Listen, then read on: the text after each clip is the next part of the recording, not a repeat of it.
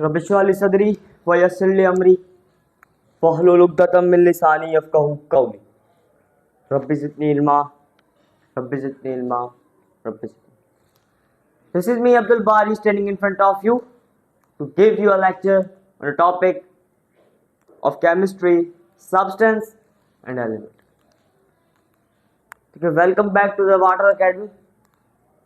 This is me Abdul Bari and I am here to teach you about substance, element and there for studying elements that appears a question. तो element पढ़ेंगे तो उसमें से question drive होगा, एक question निकलेगा इसमें बताया जाएगा कि how to write a symbol. भाई सिंबल लिखें कैसे, एलिमेंट के जो सिंबल हैं वो हम लोग लिखें कैसे। अब ये हमें सीखना है। पहले तो एलिमेंट पढ़ेंगे, फिर एलिमेंट से होगा ड्राइव सिंबल, फिर उसको पढ़ेंगे कि सिंबल लिखते कैसे हैं या उसको पहचानते कैसे।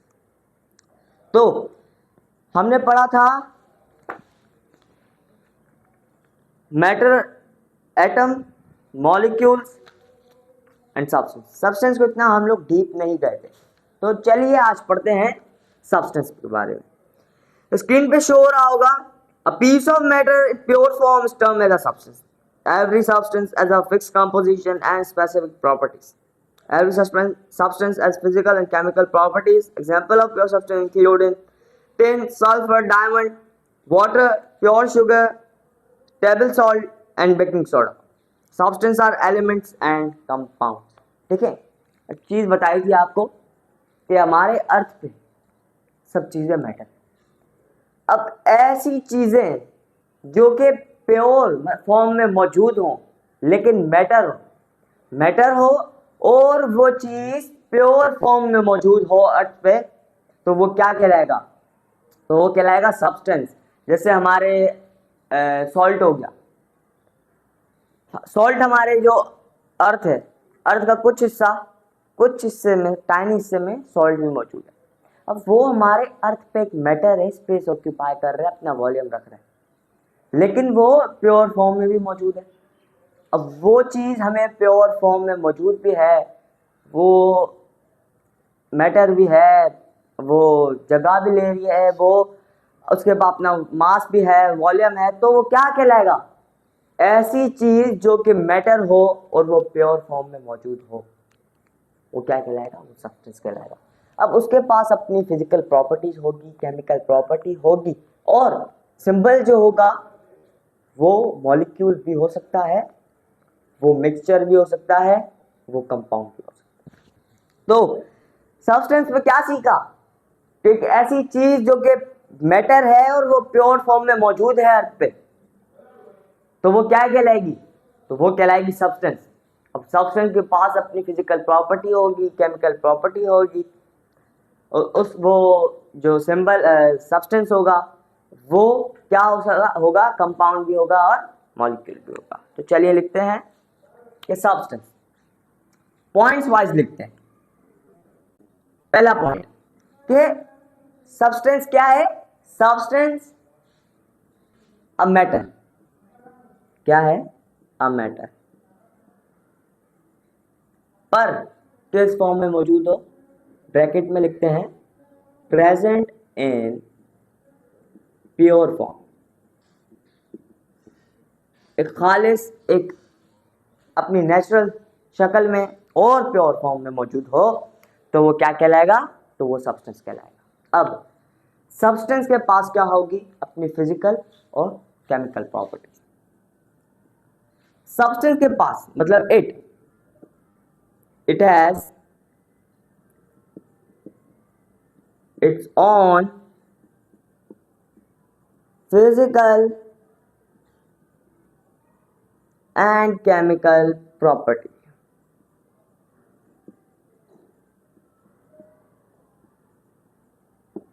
उसके पास अपनी फिजिकल और केमिकल प्रॉपर्टी दोनों होगी। मतलब वो किससे बॉन्ड बनाएगा, फिजिकली वो it's up to him, chemically किससे बॉन्ड बनाएगा, इट्स अप टू हिम, उसके अपनी होगी, वो किसके ऊपर डिपेंड नहीं करेगा। अब सब्सटेंस मिक्सचर भी हो सकता है, कंपाउंड भी हो सकता है और मॉलिक्यूल भी हो सकता है। अब सब्सटेंस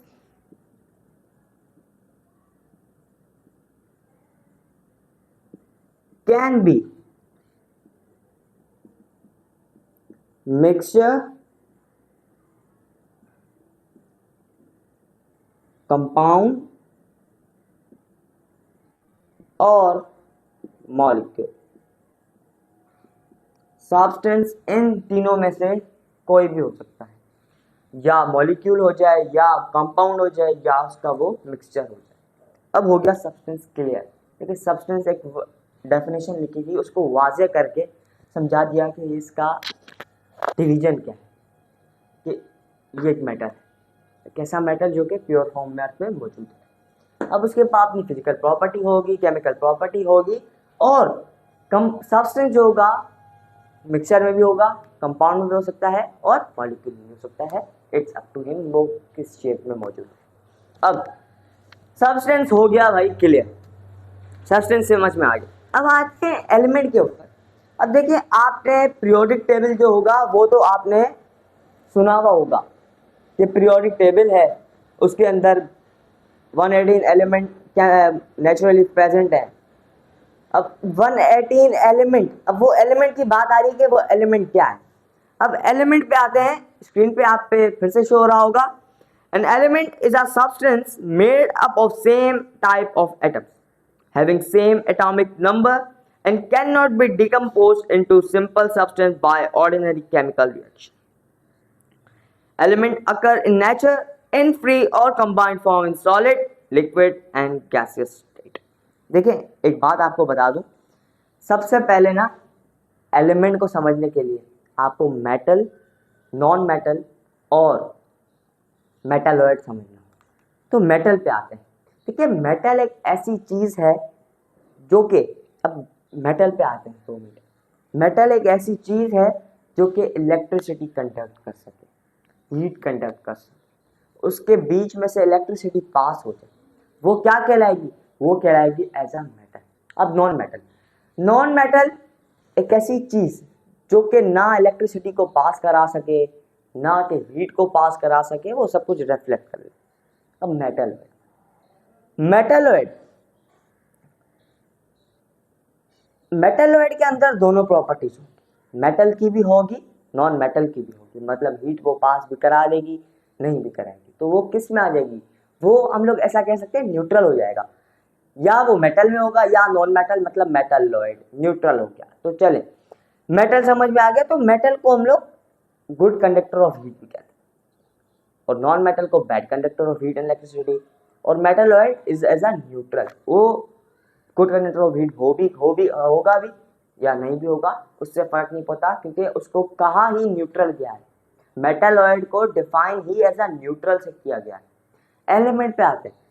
एलिमेंट देखिए एक सब्सटेंस है, एक सब्सटेंस है जब वो किसी के साथ बनेगा, मतलब लेकिन उसके अंदर जो एटम होंगे वो सेम होंगे। एक ऐसा सब्सटेंस जिसका एटॉमिक नंबर जो है, मतलब जो made up of same type of atom, मतलब वो सेम एटम से बना होगा। Element is a substance that is made up of same atom, लेकिन उसका जो एटॉमिक नंबर होगा उसके पास एलिमेंट का वो भी होगा, और उसके पास अपना मास नंबर भी होगा। लिखते हैं कि एलिमेंट है क्या। सबसे पहले आते हैं एलिमेंट की डेफिनेशन पे। एलिमेंट पॉइंट वाइज लिखेंगे तो ज़्यादा क्लियर हो जाए, क्योंकि अब साइंस चल रही लॉजिकल तौर पे, टेक्नोलॉजिकल तौर पे चल रही है। क्योंकि अब हम ब्रीफ अगर आपको लेंथी करके लिखवाऊंगा तो शायद आपको समझ ना आए, क्योंकि this is the modern science. Modern science को पॉइंट वाइज लिखेंगे तो वो ज़्यादा अच्छे से डिफाइन होगा। तो क्या है element? Element is a substance,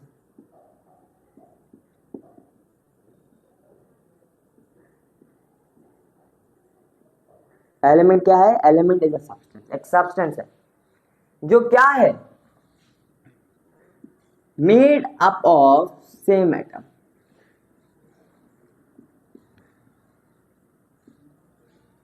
made up of same atoms, मतलब वो एक सेम एटम से बना है, पर उसके पास अपना एटॉमिक नंबर होगा और उसके पास अपना मास नंबर होगा।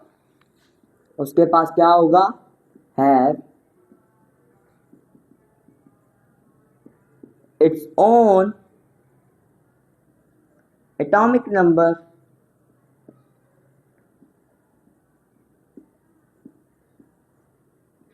And mass number. उसके पास क्या होगा, अपना एक एटॉमिक नंबर भी होगा और उसके पास अपना मास नंबर भी होगा, जो कि डिफाइन करेगा कि दिस इज अ एलिमेंट। वो हमें बताएगा कि एक एलिमेंट है, इसके पास अपना एटॉमिक नंबर है, इसके पास अपना एटॉमिक मास है, तो वो क्या हो जाएगा, एक एटम हो जाएगा। अब वो एलिमेंट हो जाएगा। अब एलिमेंट क्या है, एलिमेंट एक सब्सटेंस है। इतना हो गया क्लियर। अब देखिए पीरियोडिक टेबल पे आपको लिखा होगा, देखिए पीरियोडिक टेबल पे स्टार्ट करते हैं। तो पहला है इसका hydrogen, helium, hydrogen, helium, lithium, beryllium, boron, carbon, nitrogen, oxygen, fluorine, neon etcetera. ये सारी मतलब लाइन वाइज चलती जाती है। तो अर्थ अभी तक मौजूद कितने हैं, जो अर्थ पे मौजूद हैं नेचुरली तौर पर, तो वो है 118 elements. There are 118 elements present in the surface। मतलब किसकी सरफेस पे, अर्थ की सरफेस पे अभी तक 118 नेचुरली बाउंडेड एलिमेंट मौजूद जो कि डिफाइन करते हैं हमारी प्रेजेंस ऑफ अर्थ। अर्थ खुद भी एलिमेंट से बना है, एलिमेंटों से बना है, क्योंकि अर्थ पूरी क्या है, जब 118 एलिमेंट डिफरेंट जगह से फाउंड हो सकते हैं, तो वो क्या बता रहा है कि earth is made up of element. Earth भी एक एलिमेंटों से ही बना है ना, क्योंकि उसके अंदर ही फाउंड हो रहे हैं इतने सारे एलिमेंट्स, तो वो किन से बना होगा, वो भी यकीनन एलिमेंट से ही होगा। हाइड्रोजन एयर में मौजूद है, गैस है। हीलियम गैस है, क्या है, गैस है। अब एलिमेंट क्या हो सकता, एलिमेंट लिक्विड भी होगा, एलिमेंट सॉलिड भी होगा, एलिमेंट गैस भी होगा। तो लिखते हैं कि एलिमेंट, देखें स्पेस की जगह जो स्पेस है वो कम पड़ी है, तो इधर पॉइंट में लिखेंगे कि element can be solid, liquid and gas. Element solid भी होगा, एलिमेंट लिक्विड भी होगा, एलिमेंट गैस भी। चलिए इतना क्लियर हो गया, एलिमेंट भी समझ आ गया कि एलिमेंट है क्या। अब ये है कहां पर, एलिमेंट का एक बना हुआ है periodic table. Periodic table Mendeleev scientist थे, केमिस्ट थे, उन्होंने बनाया था, उन्होंने फुल्ली डिजाइन किया था। मेंडलीव, इसको हम लोग Mendeleev atomic Mendeleev periodic table भी कहते हैं। इसी वजह से कहते हैं कि वो मेंडलीव ने डिजाइन किया था, उनकी डिजाइनिंग मेंडलीव के पास थी। अभी भी जो हम लोग मॉडर्न यूज कर रहे हैं वो मेंडलीव का ही है। मेंडलीव साइंटिस्ट थे, केमिस्ट थे, जिन्होंने डिजाइन किया था। अब देखें जैसे जैसे हम आगे बढ़ते जाएंगे, शेल्स बढ़ते जाएंगे, हम नीचे ग्रुप्स में, पेरियड्स में, ग्रुप्स में जैसा बड़े बढ़ते जाएंगे तो वो क्या होंगे, शेल भी बढ़ते जाएंगे। शेल बढ़ेंगे तो उनकी वैलेंसीज भी बढ़ेंगी, उनकी एनर्जी भी बढ़ेगी। अब देखें 7 ग्रुप ऑफ एलिमेंट क्या होता है। लास्ट जो होता है पीरियोडिक टेबल का ग्रुप, अब वो हमेशा कहता है, मतलब हर एलिमेंट कहेगा कि मैं आखिरी ग्रुप में जाऊं, क्योंकि आखिरी ग्रुप वाले जो एलिमेंट होते हैं ना, वो ना ही इलेक्ट्रॉन लॉस करते हैं ना ही गेन करते हैं। वो ऐसा राजा हो, वो तख्त पे बैठे होंगे और लोग उनको डोनेट करेंगे, मतलब वो डोनेट भी नहीं करेंगे क्योंकि उनका आखिरी शेल्फ फुल होगा। वो बहुत अमीर होते हैं, वो डोनेट कर सकते हैं, वो करेंगे डोनेट, लेकिन लेंगे नहीं। वो बादशाह की तरह होते हैं, वो औरों को देंगे, औरों से लेंगे नहीं, औरों को देंगे। अमीर, एज अ अमीर जो आखिरी ग्रुप ऑफ एलिमेंट होगा वो शो करेगा। हर कोई कहेगा, हर कोई एलिमेंट यही कहेगा कि मैं आखिरी ग्रुप का एलिमेंट हूं, क्योंकि वो एलिमेंट डोनेट करेगा लेकिन गेन किसी से नहीं करेगा। तो ये है उसकी स्पेशलिटी। उसकी खासियत आखिरी ग्रुप ऑफ एलिमेंट की। तो अब आते हैं, देखिए एलिमेंट पढ़ा, अब सिंबल पढ़ते हैं क्या। सिंबल, अब देखिए पीरियोडिक टेबल है, पीरियोडिक टेबल में एलिमेंट्स है। अब एलिमेंट को ड्राइव किया है छोटे छोटे डिजिट में, जैसे हाइड्रोजन हो गया, देखिए हाइड्रोजन हो गया, उसको लिखा हुआ किस तरह से है, एच, एच से डोनेट हुआ है। हीलियम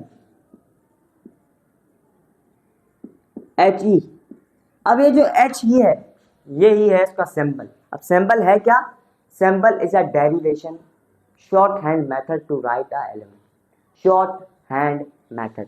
अब है क्या सिंबल, सिंबल है शॉर्ट हैंड representation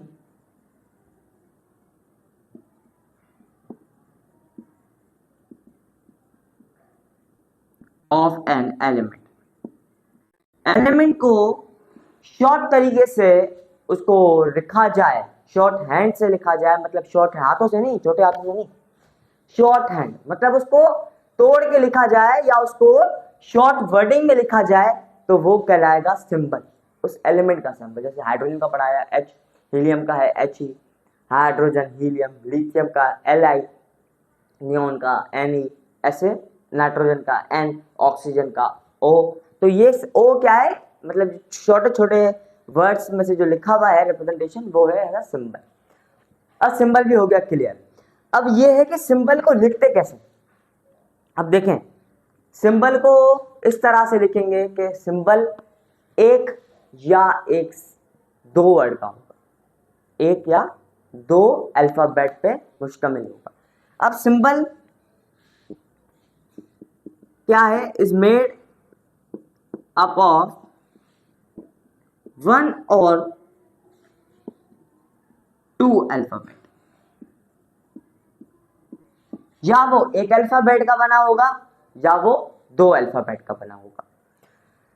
अब एक दो, दो से ज्यादा नहीं, एक या दो। जैसे हाइड्रोजन है एक अल्फाबेट से बना, हीलियम है एच ई दो अल्फाबेट से बना। अब जो पहला होगा, पहला जो होगा, जो फर्स्ट अल्फाबेट होगा वो हमेशा होगा कैपिटल, वो हमेशा कैपिटल होगा। क्या होगा, first alphabet is always written as capital, हमेशा उसको कैपिटल में लिखेंगे, कैपिटल में लिखेंगे तो वो कहलाएगा सिंबल। पहला वर्ड कैपिटल, अगर दो अल्फाबेट पर मुश्तमिल है तो पहला कैपिटल, सेकेंड उसका स्मॉल। लिखते हैं,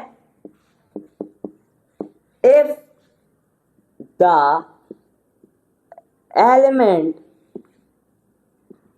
contain two alphabet, so the second one will be